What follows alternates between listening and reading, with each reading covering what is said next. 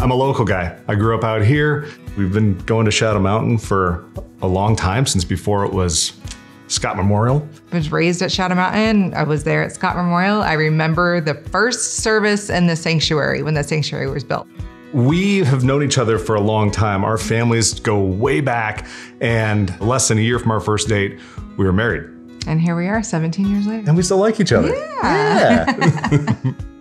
There was a time in my life after high school when got a little off the rails and really wasn't following God at all. And so tithing was just way on a back burner of somebody else's stove.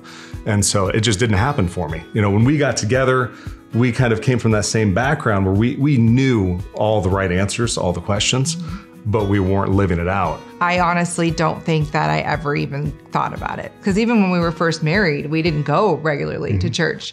We ended up putting our kids in Awana, and one of the patches for Awana is church attendance. And that's the whole reason why we sat in church in January, was to get our kid a patch on his vest. I remember telling him, like, how do you expect our children to do what we think they should do or live the life that we are hoping they'll live if we're not doing it ourselves? Just like most people, I hold on to that money real tightly at times until you finally had that breaking point that one Sunday when you go get in the car afterwards.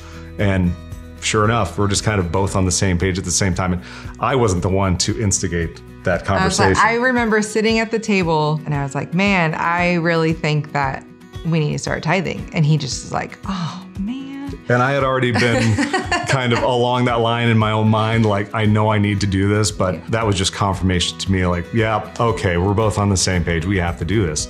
And so we started tithing right after that. The blessings that we've had after that have been unreal. God really showed his hand in all of it.